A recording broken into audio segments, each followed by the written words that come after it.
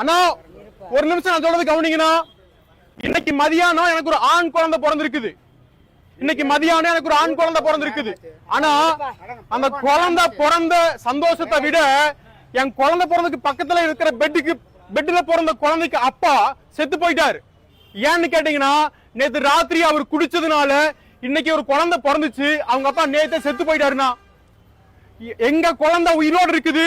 என் குழந்தைக்கு பக்கத்து பெட்ல இருக்கிற குழந்தை இன்னைக்கு பிறந்து நேத்து ராத்திரி அவங்க அப்பா குடிச்சு 26 வயசு தான், கோவில பூஜாரியா இருக்கிறாரு. குடிச்சு ஹார்ட் அட்டாக் வந்து செத்து போயிட்டாரு. இப்ப அன்னைக்கு அந்த குழந்தை இன்னைக்கு அனாதையா பிறந்திருக்குதுன்னா, அப்பா இல்லாம அம்மா எவ்வளவு கஷ்டப்பட்டு இருப்பாங்க. 10 மாசம் குழந்தைய வயித்துல சுமந்து உயிர் போய் அந்த குழந்தைய பெத்தெடுத்தா அந்த புருஷன் குடி வெறியினால செத்து போயிட்டாருன்னா, இன்னைக்கு அந்த குழந்தைக்கு அப்பா இல்லைன்னா அனாதை ஆயிடுச்சுன்னா, அந்த குழந்தை அப்பா அனாதை ஆகி போச்சுன்னா, அதனால தயவு செஞ்சு குடிக்காதீங்க, தயவு செஞ்சு குடிக்காதீங்க.